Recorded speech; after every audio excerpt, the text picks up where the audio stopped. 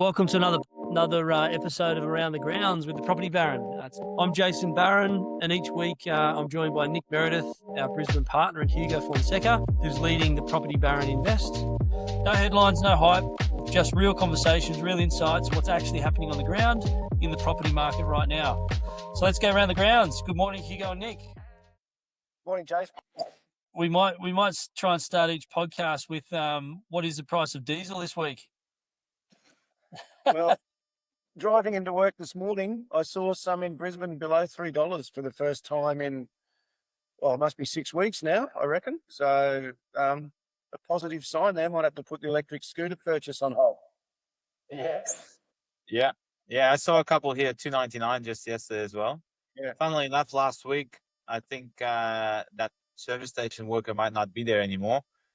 There was a server here that had a typo and they put it in that as $2.29 for diesel instead of $3.29. All of a sudden, it was all over social media, massive queues outside the service station, and they couldn't understand why. So they had to actually shut down the service station, go and update the prices, and they didn't honor it for the people that were in the queue. Gruntled employee. Probably. I have to find out where you're filling up, Nick. We went down to $3.10 where I saw it, but last week it was up close to $3.30. So It was only this morning I noticed it. So hopefully it's changing, but who knows? I was just going to say we're 2 weeks away from the end of April, right? And that was sort of the timeline that the government's been talking about, that things need to be resolved in the Strait of Hormuz by in order to not have bigger impacts, etc. So let's hope it all gets sorted soon. Well, there's a new announcement every couple of days, and new peace talks happening. That's been happening for a couple of months now. So watch this space. Yeah. And do the negotiation. That might make things go a bit smoother. Yeah, maybe. I don't know how his negotiations going at the moment, but it's very much up and down, isn't it? Yeah. New ceasefire today, apparently. Yeah. There'll be more bombs tomorrow. It'll be called off. Yeah. But anyway, how's the market going in Brizzy, Nick?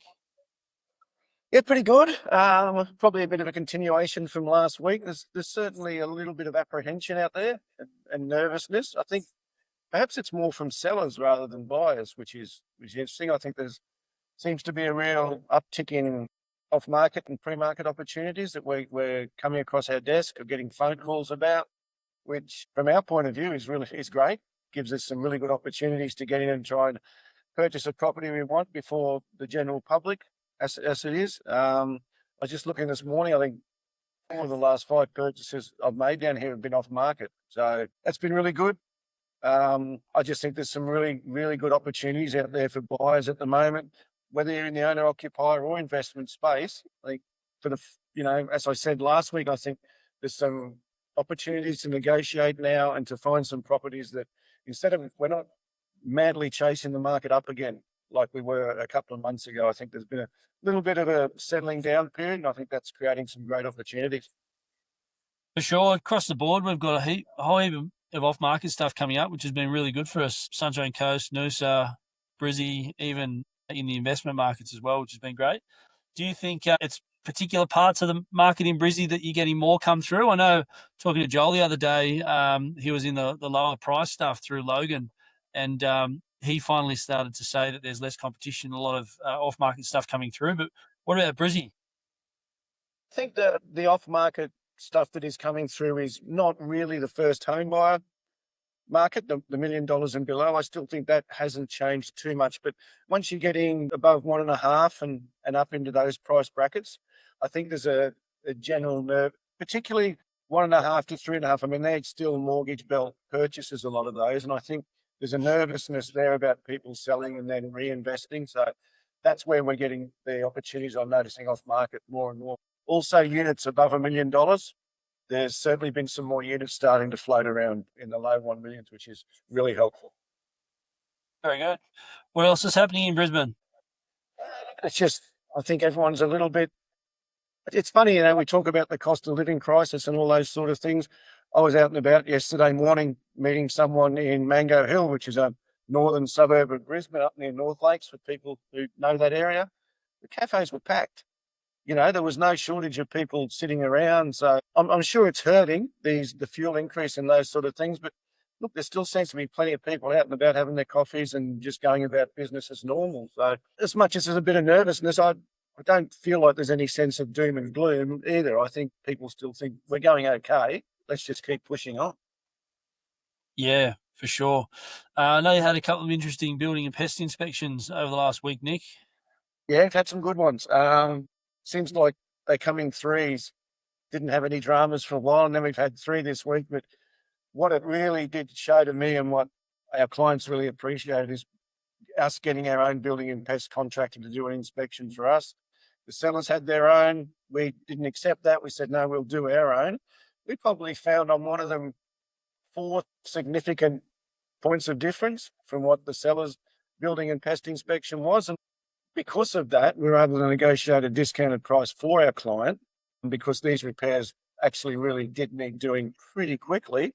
So I just think, if you're using a buyer's agent or you're not using a buyer's agent, make sure you get an independent building and pest inspection done. It's going to cost you less than $1,000, and for the amount of purchase you're doing, it's just madness that people don't do it. We see it all the time, don't we? We see the sellers, the building and pest inspection that's commissioned by the seller or the selling agent does tend to miss things quite often. Did you know that in Victoria, there's actually a new legislation or policy coming out that the seller or the selling agent needs to produce the building and pest inspection when they're listing the property on the market? So there. Do you still have the option to get your own? I'm sure you would, but it's all right when you're using a good buyer's agent, right? Because we can just say we're not going to use it. We're going to get someone in to do it. But there's going to be a lot of buyers out there that don't use buyer's agents, and it'll be really buyer beware when the building and pest inspection's commissioned by the selling side of the transaction. What's out and what's not. I'm sure a lot of the time it'll be fine, but it's not going to be every time. Sometimes there's going to be things that pop up that they would choose not to put in the report because they don't want to rub the agent or the seller the wrong way and negatively impact the business coming from that agent in the future. Yeah, look, just this week, we had a pretty significant purchase down here in Brisbane in a good suburb. In the negotiation, the agent was trying to stress, hey, you'll have more chance of success if you remove the building and pest clause. We refused, left it in, and when we eventually did the building and pest inspection, it's gone from a renovator to a knockdown. And it just wasn't for us in the end. But if we'd have weakened on that really important point and just gone ahead with it, then our client would have got a hell of a shock when they've settled and then gone to do some renovation work and realised the house was in the condition that it actually was. So, when you're negotiating, there's some things sometimes you have to remove or be stronger in certain areas, but geez, taking a building and pest out's the last resort, I think.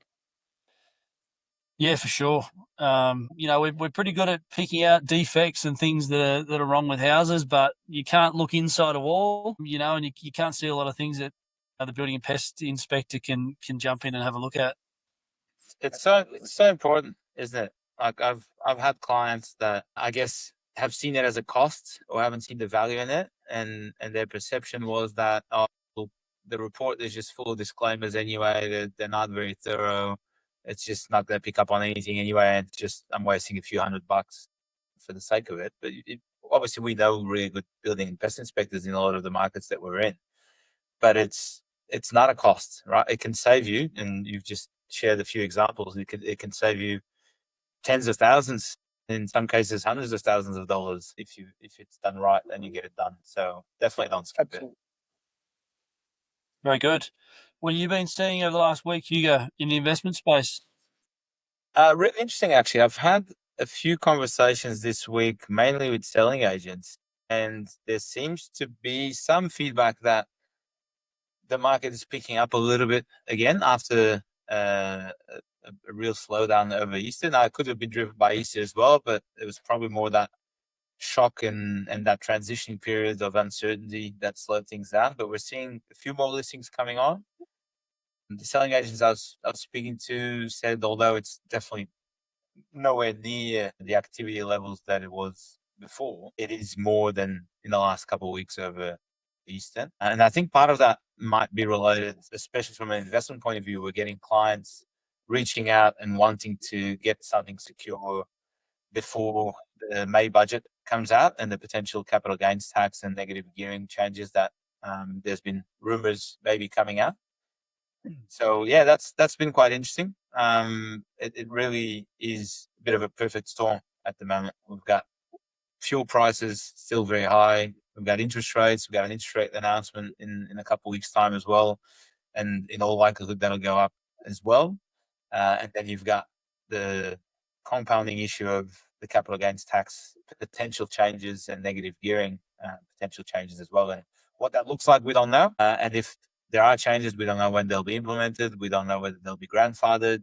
But there's certainly a slight increase in activity for those that believe that there will be changes and believe that if you get in prior to them being announced, that you might be able to still lock in the existing conditions. Yeah, for sure. I had a good conversation with a client during the week who is an investor. They're looking to buy on the Sunshine Coast and in Brisbane, actually. And he was a bit concerned about what the changes might mean for him. So he's just really keen to buy these two properties sooner rather than later before anything happens, so that hopefully he can dodge the whatever's coming in. It's getting talked about a lot. You might have seen there was a statement or an article from Pippa was talking about a survey that they conducted with investors, and there was over 50% actually said that they would cease investing in the property sector if there were changes, if capital gains tax was reduced, the discount was reduced to 25% from the current 50%. That's a significant number. So that they're the things that we need to be mindful of. Obviously, if that's the case, then we'll adapt, and I'm sure that won't actually eventuate because it's a great investment pathway. But investors are the ones that create supply for rental housing at the end of the day. So we need to make sure that the policies are aligned with that and are not scaring investors away. Well, a lot of the time, the governments, no matter who they are, they really don't consider the fact that we need rental properties on the market, because if we don't encourage investment and there's less rental properties on the market, then there's going to be some people without houses to live in. So I don't think they fully understand the repercussions of some of the changes that they do. But again, let's not get too political. We do know the politicians are thinking more about the next election than actually what's good for the people long term sometimes. What sort of, I'll just jump in one thing there. One thing that gets my goat a little bit is there's this assumption out there that if you're a property investor that you must be extremely wealthy and you're sitting on a portfolio of 20, 30, 40 houses. You had a stat the other week, and I did hear it the other day. I think it's in excess of 90% of property investors have one or two in their portfolio. It's not so it's like super wealthy people. I think that perception out there is completely wrong. Yeah, absolutely. Absolutely. And 90% of rental housing is owned by those individual investors that you just mentioned. So without that, you're going to have less supply. And there's always people that will need to rent. This myth that if there's no investors, everyone will buy a house. Not everyone can or needs to or wants to buy a house. There needs to be rental properties. And the only thing driving the building of those properties and the supply of those properties are individual investors, are those ones with one and two properties. There's a lot of mums and dads out there that are just doing it. It's I think the perception's largely wrong. Yeah, I agree. We already have a supply problem as it is. The last thing we need is to exacerbate that by disincentivizing investment in real estate to build more. For sure. That's my 2 cents. Yeah, a lot of things coming up in the investment space, right? With policy changes, the budget, and everything else. What else is happening in your part of things, Hugo? Look, I've still got quite a few clients at the moment. They're actively looking. They're super keen to secure a great property. Seeing the same as Nick, getting a whole heap of off markets being sent through. I'm getting agents calling me directly, just checking if we have buyers for particular properties. It's helping. I'm seeing it's helping those more motivated selling agents and those that know what needs to be done during these slower periods to actually secure listings. Knowing that we have a buyer ready and understanding what the buyer's looking for helps them then go out and actually go and find that listing, right? So listings might not be coming naturally to the agents right now, but those that are motivated and active will thrive and still succeed regardless of what the market's like, because they'll go out and find them, and that's working really well at the moment. For sure. And you had an interesting finding with one of your due diligence reports this week. Yeah, I did. Not so much a building and pest that turned a renovator into a knockdown, but it was curious because it was a good looking property. I was looking at it for one of our clients, and it was probably a typo, or it might have been maybe a copy paste error from a different ad, but the listing still states that it's a 2008 built home, and it didn't look like a 2008 type construction to me based on the photos. So I obviously did our normal due diligence, and it turns out that house was built in 1970. So a slight difference to 2008. Again, I'm assuming and quite likely that it was a typo, or maybe copy pasted from a similar ad for a different property that was built in 2008. But if you just go off what's on paper and what's showing on the photos and on the listing ads, then yeah, these things can happen. You might be thinking you're buying something that's under 20 years old, and you're buying something that's almost 60 years old. Yeah, for sure. Okay. And whenever I see those year built dates on whatever platform we're using, I never get carried away with that being the golden number, because a lot of the time it doesn't add up. You've really got to know your stuff and figure it out for yourself. Yeah. That's what prompted me to go and look into it, right? It was just understanding what it should look like if it was built in 2008 versus what I was looking at, and something didn't add up. Just on that point, anything else you wanted to sort of mention about what's been happening in your space, Hugo? No, look, that was mainly it. Slight uptick in activity. Seeing investors coming back into the market, a lot of them wanting to secure something before the potential changes to policy. I noticed as well vacancy rates have gone down yet again. So at a national level, they're at just 1%. And in most of the markets we're in, they're even lower than that. We're talking 0.6%, etc. Right? So rental growth has accelerated again. So we're seeing what we already thought was going to happen. There's low supply. It's harder now with higher interest rates. So there's less people able to buy, which means they're going to remain renters for a little while, and that puts increased upward pressure on rentals, and therefore good returns for anyone looking to invest. Yep, for sure. I guess on the Noosa Sunshine Coast where I am, it's been a good couple of weeks. We've had a couple of good properties settle through the area, but I thought I might mention something from this week that I took away to come in line with what you guys are talking about with due diligence and your building and pest inspections. So whenever we buy a unit, generally we always try and do a building and pest inspection wherever we can, even on the unit. Really, really lucky that we did it, or fortunate we did it last week, because it turned out that when we did the building and pest inspection on this unit, we knew there was a little bit of moisture in the wall, and we just wanted to get the inspector in there to have a look at where it was coming from and see if there was a solution for it or not. But after the inspector got inside the ceiling cavity, it was very obvious that the roof had been leaking. It had been leaking for some time. Done a little bit more digging and talked to a few neighbours. Turns out that a couple of the units the roof's been leaking for about 20 years, and they're in pretty bad state. So without going into too much more detail than that, really important that we do our due diligence on not only houses but units as well, because units, things can go wrong too. In that particular instance, we didn't think that there was any solution for our client to overcome that. That the on-site manager who would have been involved with organising it if it ever come to fixing the work, I spoke to him and he didn't seem like he really wanted to do too much on it. So we ended up pulling out of that one due to a building and pest inspection, which happens very, very rarely with us. Usually we find a few things here and there and solutions for them, but we ended up pulling out of one last week, which was very interesting. Client was super happy that we found it, because if we didn't find it and they had gone ahead with it, they could see that there would have been potentially some pretty significant issues down the track, and probably a lot of money going out to fix anything in the future as well. So that was good. Anyone want to add anything for this week? If you just quietly, anyone listening, if you do love amazing properties, looking at them, I'd suggest jumping online and having a look at a couple of the ones that have just come on in Brisbane this week around the Ascot Hamilton area.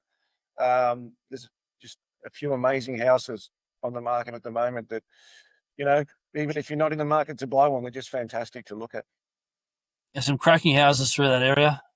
There's a couple that have come on this week are just amazing. Well, that's about it from us, unless anyone wants to add anything.